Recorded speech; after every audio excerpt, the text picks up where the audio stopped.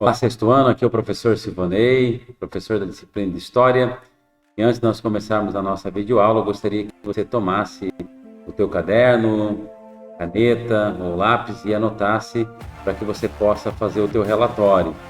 Você vai anotar os pontos mais importantes da aula, lembrando que os aprofundamentos vão acontecer em sala de aula. Então, todas as dúvidas que você tiver, você pode estar anotando e você pode estar trazendo para a gente tirar essas dúvidas em sala de aula, debatendo e aprofundando com vocês.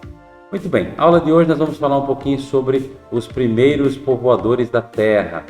Vamos aprender um pouquinho sobre as origens dos seres humanos. Você sabe qual seria a origem dos seres humanos? Como os seres humanos se originaram? Como eles chegaram até aqui?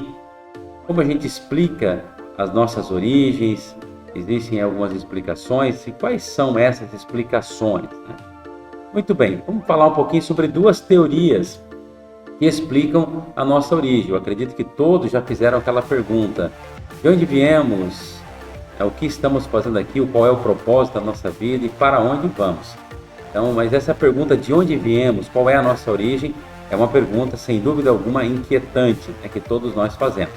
Mas temos aí duas explicações para a origem dos seres humanos. A primeira é o criacionismo e depois nós vamos falar então um pouquinho sobre o evolucionismo. Lembrando que o criacionismo é a ideia que defende que toda a vida, que toda a matéria existente é resultado da ação direta de uma divindade, de um ser, de um criador. Existem várias teorias criacionistas, a mais famosa dela, a mais conhecida delas é a narrativa bíblica. Livro de Gênesis, nós vamos ter ali a narrativa da criação do homem, da criação do universo, da origem de todas as coisas. Então, para quem acredita na Bíblia, ali é a explicação mais plausível, a explicação mais importante da origem da vida. Deus criando o homem à sua imagem e semelhança, quando diz, também disse Deus, façamos o homem à nossa imagem, conforme a nossa semelhança, e tenha ele domínio sobre os peixes, sobre as aves dos céus, e assim vai. E criou Deus o homem à sua imagem, a imagem de Deus o criou. Homem e mulher os criou. E Deus os abençoou, ele disse, frutificai e multiplicai. Então aqui eu estou lendo aqui um texto da Bíblia, que é a explicação de que o homem teria se originado de um Criador. É a explicação mais comum, mais usada, que a maioria das pessoas acreditam assim. Mas também tem a explicação científica, que é o evolucionismo. Também é uma teoria, é bom que a gente lembre isso. Teoria é uma ideia científica ainda não comprovada. Não existe uma comprovação cabal, absoluta do evolucionismo. O evolucionismo não é uma ideia absoluta. O que é uma ideia absoluta? Aquela ideia que ninguém pode questionar. É uma teoria, é uma explicação. Ainda existem muitas lacunas, existem muitas questões ainda sem explicar, mas é a teoria mais aceita no mundo científico. Ela defende que todos os seres humanos são resultado de um processo de evolução aí que levou bilhões e milhões de anos. Ok? Então essas duas teorias aí. A mais conhecida, a ideia assim, mais conhecida no mundo científico, mais defendida ou mais aceita é o evolucionismo. E a evolução é uma ideia de Charles Darwin, que seria aí o grande pensador, o que pensou, que criou essa teoria da evolução. Charles Darwin vai falar um pouquinho então sobre que todos os seres humanos ao longo do tempo evoluíram e também sobre um processo de seleção natural. O que seria esse processo de seleção natural? Para Charles Darwin, ele entendia que ao longo do tempo ocorreram alterações no ambiente. Então, os indivíduos que apresentavam características favoráveis à sobrevivência nesses ambientes viviam mais tempo. E ao se reproduzirem, acabavam transmitindo essas características aos seus descendentes.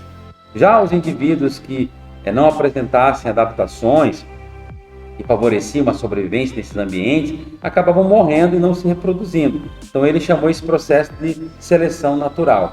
Então, para você entender melhor esse processo aí, nós podemos citar aqui o exemplo do urso polar, segundo a teoria da evolução.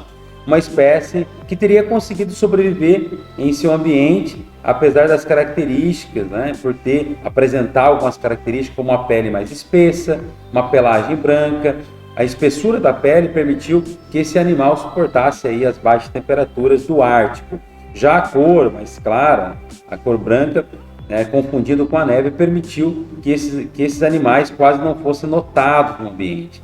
Possivelmente a eles, deles serem atacados por outros predadores. Então, essas características que eles possuíam, ou possuem, teria favorecido eles de se afirmarem, de se manterem vivos. Isso é também chamado de seleção natural. Ali do lado nós temos também a imagem de uma preguiça, um esqueleto de uma preguiça gigante, exposto no Museu Histórico Natural de Londres, de 1910, essa imagem. Essa preguiça, diferente de outras espécies, animais que não se apresentou, é um animal que não apresentou característica, que se adaptou às mudanças do tempo, às mudanças ambientais, às mudanças climáticas. E como não conseguiram chegar à fase de reprodução, foram desaparecendo.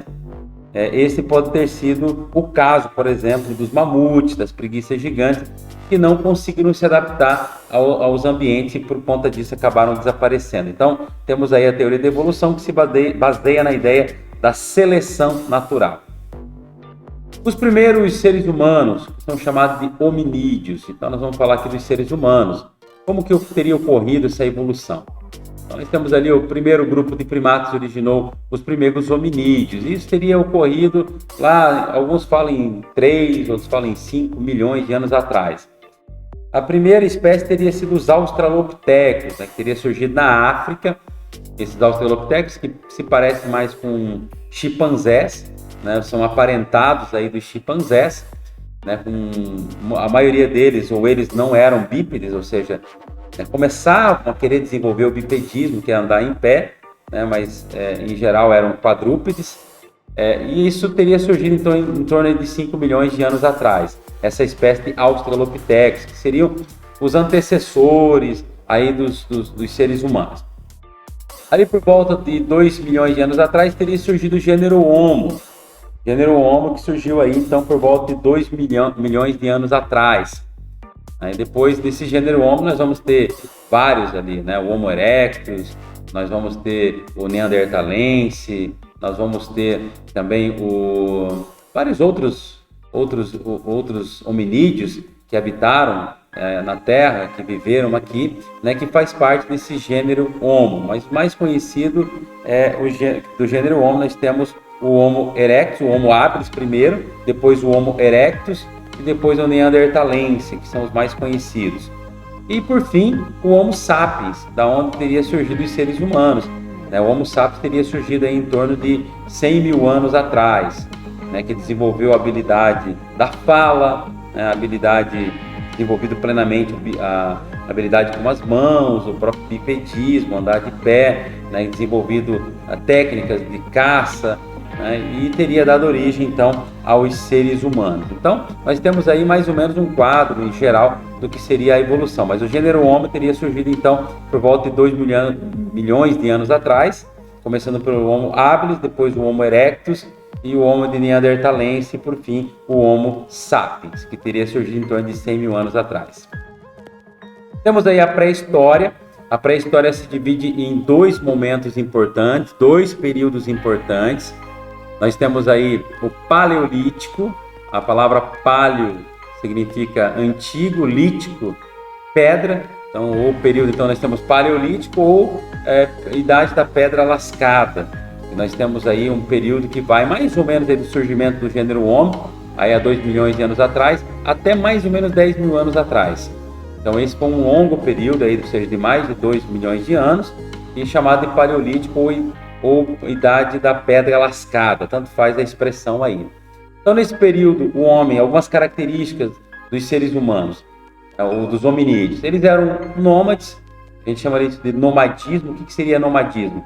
É quando os seres humanos, essa migração dos seres humanos de uma região para outra, quando ficava escasso os alimentos, devido a necessidades que eles tinham de sobreviver, eles migravam de uma região para outra. Nós chamamos isso de nomadismo.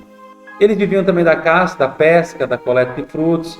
Eles fabricavam instrumentos bastante rudimentares, feitos de pedra. E agora, no segundo momento da pré-história, que nós chamamos de período neolítico. Também é conhecido como período da pedra polida. Então, essa expressão também é usada, período da pedra polida.